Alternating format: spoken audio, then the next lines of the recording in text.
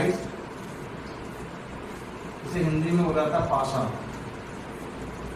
दूसरा होता है क्यूब एंड क्यूबॉइड, इसे बोलते हैं घन और घनाभ, घन एवं घनाभ। सबसे पहले हम करेंगे डाइस को। डाइस दिखता कैसे है ये मैं बताता हूँ आपको बच्चों। इस प्रकार से हम स्क्वायर बनाते हैं, ठीक है। उसको फिर हम ऐसे बनाते हैं, इस तरह से इसको इससे अटैच करते हैं, तो सीधे कर देते हैं और ये बन जाता है डाइस। ये ऐसी गोली है। इसके लिए क्या कहते हैं सरफेस होता है। 3 सरफेस हमें दिखते हैं, यानी 3 सरफेस हमें विजिबल होते हैं और 3 सरफेस हमें नॉन विजिबल को दिखते हैं। इस सरफेस को जो यहाँ पर वाला है, ये वाला, इसे बोला था फ्रंट सरफेस। क्या बोलाता है? Front surface. इसे बोलाता है सम्मुख सतह। आपको देखना बच्चों, आपको अंग्रेजी में आसान लगेगा सम्मुख सतह, और मैं दोनों पढ़ा रहा हूँ। जहां पर हमारा किताब पर काफी पे हाथ पड़ता है वही साइड होती है। अगर मैंने ऐसे हाथ रखा, this is my right hand, तो राइट हैंड होगा और ये मेरा लेफ्ट हैंड होगा। तो ये बच्चों क्या होगा आपका, ये राइट सरफेस, राइट सरफेस। इसको बोलते हैं टॉप सरफेस। क्या बोलेंगे? Top surface. जो नीचे दिख नहीं रहा है बच्चों, उसे बोलेंगे बॉटम सरफेस। Bottom surface. ये पेपर में ऐसा कुछ आएगा नहीं, तो नॉलेज के लिए बता रहा हूँ। इसे कहते हैं लेफ्ट सरफेस, जिस साइड में दिखने रहा है लेफ्ट सरफेस। और जो पीछे का हमें दिखने रहा है that is back surface. Back surface. इसमें केवल गिनती के 6 ही सरफेस होते हैं और 6 ही बिंदु बनते हैं। एक में एक बिंदु, दो में 2 बिंदु। आपने देखा होगा, जब आप गोटियां देखा होगा अपने साथ में। इस प्रकार का ये होता है। इसमें सवाल ये आता है कि अगर यहाँ पर कोई नंबर है, जस्ट इसके जो पीछे दिख नहीं रहा वो कौन सा नंबर है। अगर ऊपर ये नंबर है तो नीचे कौन सा नंबर है, बस इस पर सवाल आता है, बस और कोई नहीं आता। ठीक है। इसी में 3-4 तरह की वैरायटियां होती है, वो मैं आपको बता दूंगा। और फिर मान के चलिए एक लकड़ी का या किसी कागज का बॉक्स बना के उसमें नंबर डाल दें, फिर उस कागज को खोल दे तो कैसा दिखेगा, क्या दिखेगा। बहुत ईजी है, आपको ये क्लास एक ही दिन में खत्म हो जाएगी। बिल्कुल लाइफ टाइम में आपको याद रखेगा। सबसे पहले तो यही पेज है, हम एक पेज पे एक ही काम करेंगे ताकि बहुत सोच ना हो। ठीक है बच्चों, देख लीजिए जरा।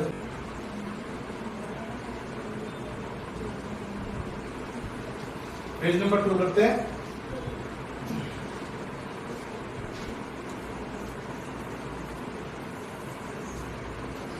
इसमें 2 तरह की डाइस आती है, उनके 2 नाम होते हैं। जैसे मैं बताता हूँ, एक डाइस में ये बनाता हूँ,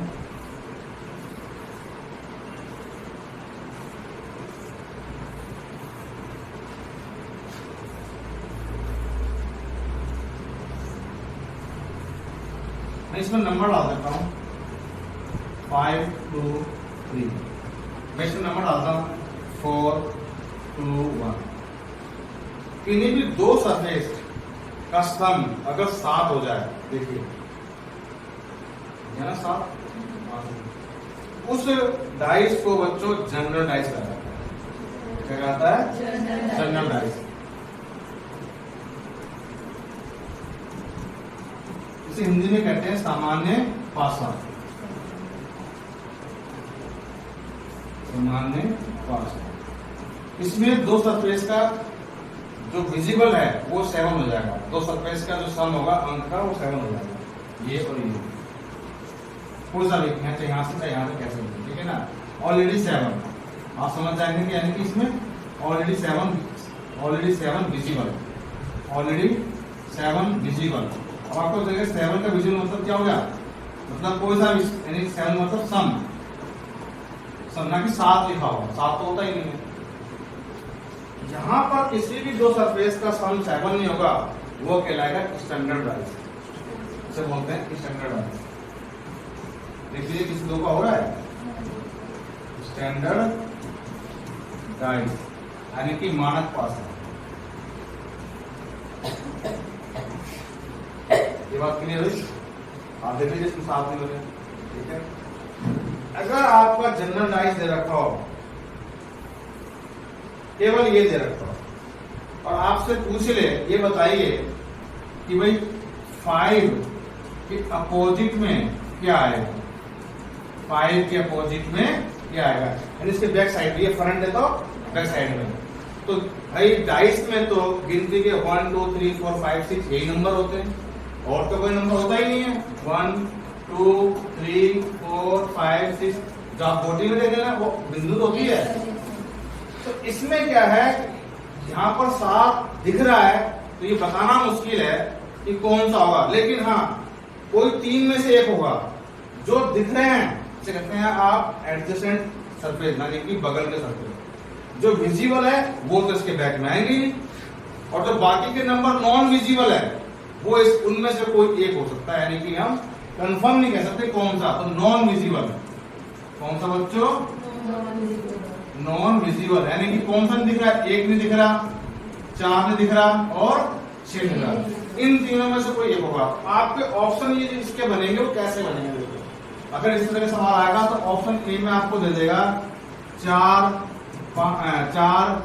6 3, ऑप्शन बी में दे देगा आपको 2 4 1 दे देगा, ऑप्शन सी में दे देगा आपका 2 6 और आपका 4 दे देगा। इसमें तो कोई ऑप्शन होगा। आप बताइए इनमें से कौन सा नॉन विजिबल है?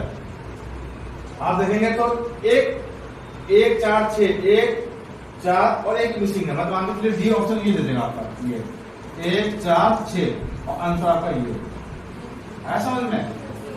1 4 6 ये इस प्रकार से आपको ऑप्शन मिलेंगे, और तो ये इजी है। ध्यान ये रखना, जनरल डाइस में इसमें थोड़ा सा कंट्राडिक्शन बच्चों को आता है कि जनरल डाइस में 7 दिखता है सम, स्टैंडर्ड में 7 करना होता है। तो इसमें ऑलरेडी मैंने बोला, इसलिए हमारे को करना होगा, डू इट कहते हैं, डू इट, इसको हम डू इट करते हैं, इस तरह करना होगा। अब कैसे? मुझे यहाँ पर अभी बोलेगा कि आप बताइए इस वाले में, बच्चों इस वाले में, अब हम बात करें इस वाले की, ठीक है। अगर 4 के अपोजिट कौन सा है, तो आपको 2 सरफेस के सम 7 करना है, तो मुझे इसमें कितने नंबर ऐड करने पड़ेंगे बच्चों? यानी 4 के अपोजिट में 3, ये डेफिनेटली करोगे, इनको हमने 7 बना दिया, ठीक है। और ये बोलेगा कि 2 के अपोजिट में कौन सा होगा, तो निश्चित तौर पे 5 होगा, और 1 के अपोजिट में कौन सा होगा? 6 होगा। इन दोनों के सम आपका 7 होना चाहिए, बस। 1-2 क्वेश्चन ये बनते हैं, मेरे ख्याल से आपके समझ में कोई दिक्कत नहीं, ठीक है। कोड वैल्यू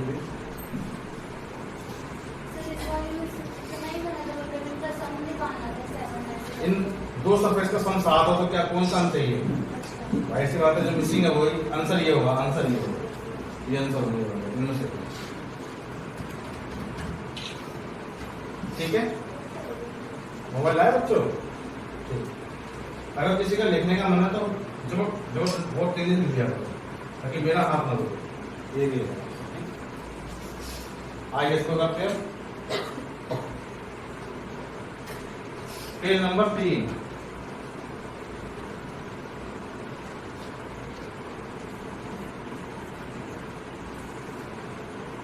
अब आपको ये 2 डाइस देगा, सिंगल डाइस देगा तो दिमाग ना पड़ेगा। जैसे ही 2 डाइस आएगा वो मैट्रिक खत्म हो जाएगा, स्टैंडर्ड याद करने की झंझट। मान लीजिए 2 डाइस देगा आपको ऐसा,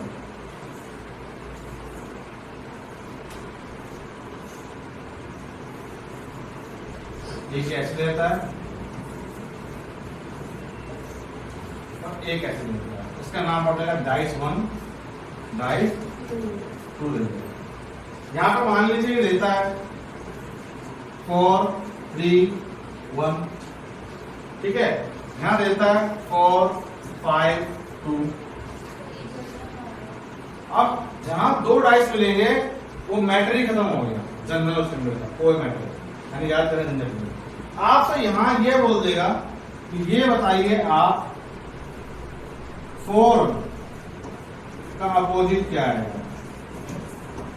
देखिए क्या कोई बता सकता है? मैं बताता हूं सबसे पहले इस तरह के डाइस के अंदर आप ये देखिए क्या कोई एक नंबर कॉमन है? Yes sir, common. सबसे पहला काम हमारा हुआ कॉमन नंबर जांच करना, कॉमन नंबर को फाइंड आउट करना, फाइंड कीजिए और आपको मिल चुका है वो 4। फिर जब घड़ी की सुई जैसे घूमती है क्लॉकवाइज, ऐसे घूमती है तो सुई, यस सर। तो आपको क्लॉकवाइज ही एक एरो बनाना है ऐसे, और एक और बनाना है ऐसे, ठीक है बच्चों? जो कॉमन नंबर है वो यहां रख दो आप। तो कॉमन नंबर यहां से उठाते हैं, घड़ी की सुई बच्चों अब कहां जाएगी? ऐसे जाएगी नहीं जाएगी? Yes sir. वो 3 आप यहां लिखेंगे। फिर घड़ी की सुई यहां से कहां जाएगी?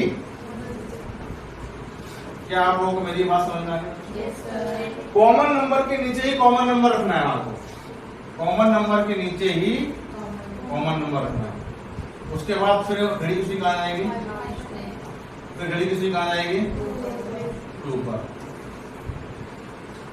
ये एक दूसरे के अपोजिट हैं। अब हमारे को 4 का अपोजिट 4 तो हो ही नहीं सकता, तो जो नंबर मिसिंग है वही अपोजिट है, और 1 से लेकर 6 तक नंबर। अगर आप ध्यान से देखें यहाँ पर 6 मिसिंग है, 1 आ गया, 2 3 4 5 बच्चों 4 का अपोजिट जो आएगा क्या आएगा? अगर इसी में बोल देता आपसे किसी 1 का अपोजिट क्या है तो आप बताते हैं 2, दैट इज एक दूसरे का अपोजिट, और 3 का अपोजिट क्या है आपका? 5, या 5 का अपोजिट 3, ऐसे बोल सकते हैं। तो मेरे ख्याल से आपको बच्चों इसमें क्या निकला? Single number common. क्या निकला इसमें? Single number common. Single number common के केस में ऐसे करते हैं। क्या किसी को डाउट है? नहीं सर। इसको खोल दीजिए प्लीज। ठीक है, यस सर।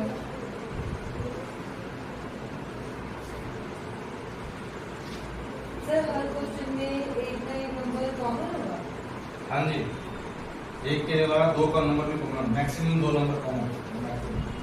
पेज नंबर 4 है ना? Yes sir. अब एक सवाल और है आपके सामने, देखिए।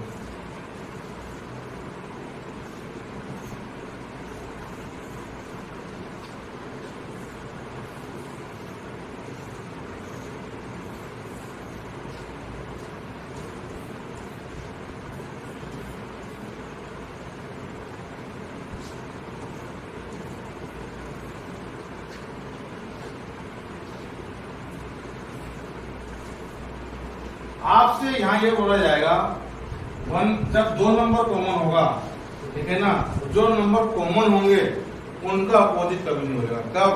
Double number common.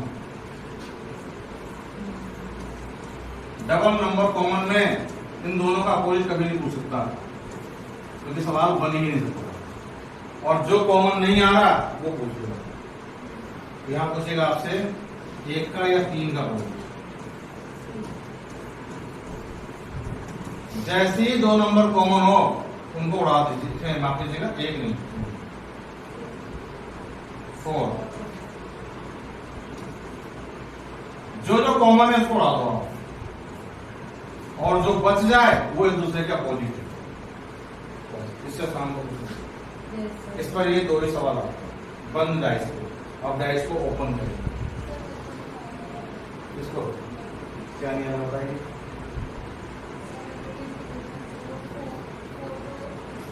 मैंने ये बोला अभी कि 2 डाइस दे रखे हैं और 2 नंबर कॉमन होंगे। जो दोनों नंबर कॉमन होंगे क्वेश्चन के अंदर इसका अपोजिट नहीं पूछा जाएगा, और जो कॉमन नहीं है उनका अपोजिट पूछा जाएगा, और वही एक दूसरे का अपोजिट।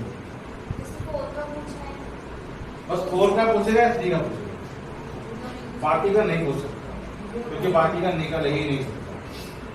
बात समझ में आपको? ये चीज वो सवाल देगा कि डाइस है, उसको पलट पलट कैसे डाइस बनाएगा, ऐसे कुछ भी देगा वो।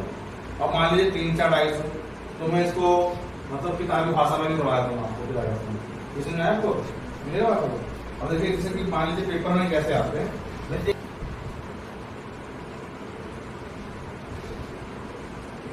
जैसे कि एक मैं सवाल पेपर का ही दे रहा हूं, 3 डाइस है। एक डाइस बच्चों ऐसे ही बनता है, देखो पतंग की तरह। इसे टाइट खा लीजिए पहले, आप ऐसे कर लीजिए।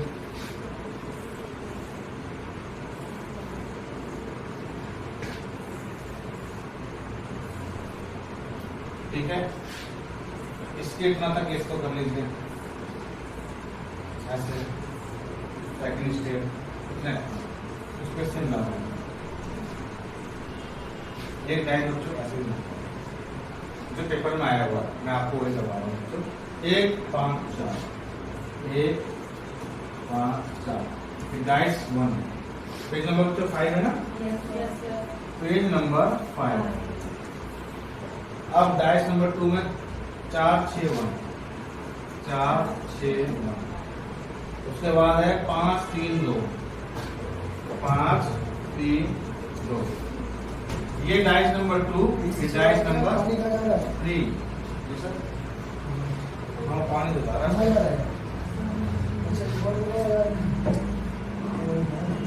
ऐसी चल रहा है क्या?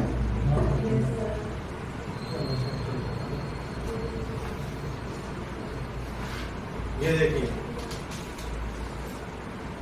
ये 3 डाइस दे रखे हैं, क्लियर है। यहां पे आपको बोला गया है इस सवाल के अंदर कि ये बताइए कि 3 का अपोजिट क्या है। जो पूछा गया है उस जिस डाइस में वो नंबर हो, उस नंबर को यानी टच कर सकते हैं, लेकिन वो नंबर कॉमन नहीं होना चाहिए 2 डाइस में। हमारे कहना था कि इसमें भी 3, इसमें भी 3 हो तो निकालना थोड़ी सी दिक्कत हो जाएगी। ये बात आपको समझ में आ गई।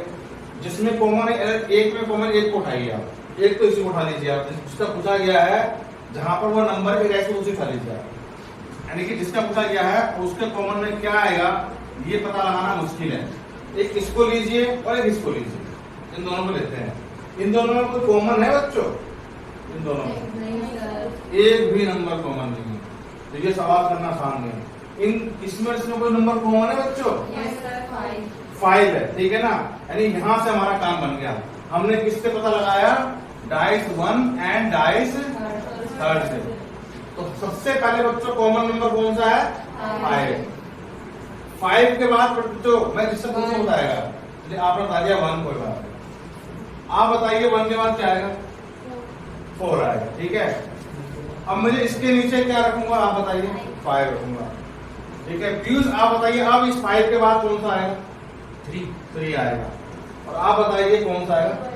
कौन सा आएगा? 2। मुझे किसका पूछा गया था बच्चों? 3 का। तो चला आपको? अब क्या और भी कोई तरीका है बच्चों पता लगाने का? एक और देखते तरीका, एक और देखते हैं हम। 1 और 2 नंबर के डाइस ऐसे ही बनाते हैं। 1 और 2 में नंबर कॉमन क्या है बच्चों? भाई यहां से तो भाई कहानी गड़बड़ हो गई। हमें ये पता चला कि 5 का अपोजिट 6 है, यानी कि हम 5 का अपोजिट 6 है। इस 2 डाइस से हम पता नहीं लगा सकते।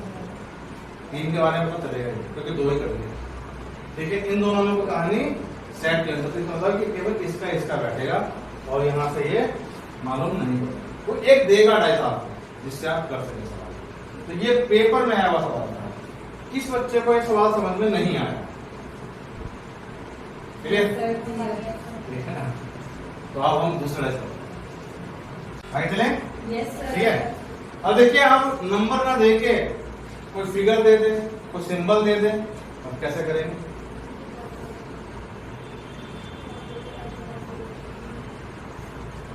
पेज नंबर कितना बच्चों? 6।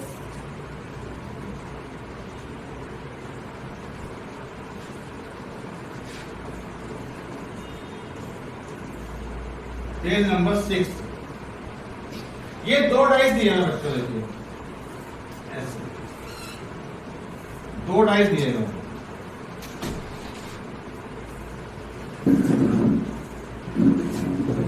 ऐसे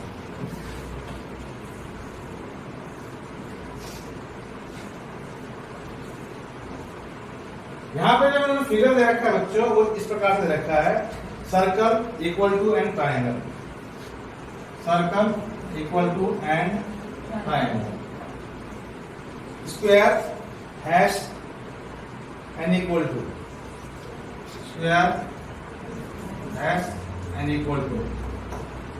इसमें ये पूछा गया है कि ये बताइए आप कि ट्राइंगल के अपोजिट में क्या है। सबसे पहला काम हमारा कोई नंबर कॉमन उठाते हैं। इन दोनों में कौन सा नंबर कॉमन है? ठीक है, अब मैं वैसे नहीं करूंगा बच्चों। इक्वल्स टू के बाद क्या आएगा बच्चों? ट्राइंगल। इसके बाद क्या आएगा? सर्कल। फिर इक्वल टू, इसके बाद क्या आएगा? स्क्वायर। उसके बाद क्या आएगा? हमें पूछा किसके बारे में क्या है? इसके अपोजिट क्या आएगा बच्चों?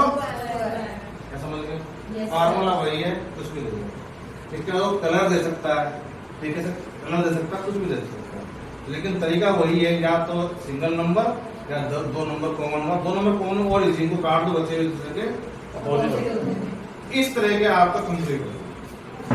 ठीक है, इसमें एक चीज सामने आई है बच्चों, क्या आप मैथमेटिक्स में इन शब्दों का इस्तेमाल जानते हैं?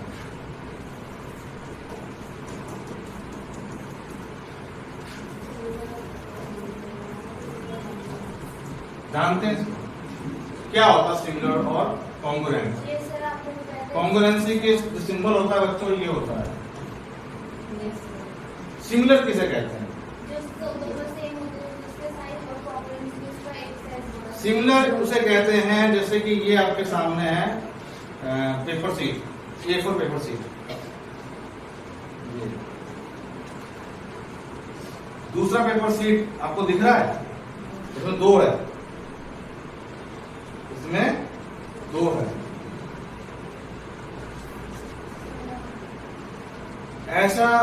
ऐसे दो चीज, इनके शेप और साइज दोनों इक्वल है।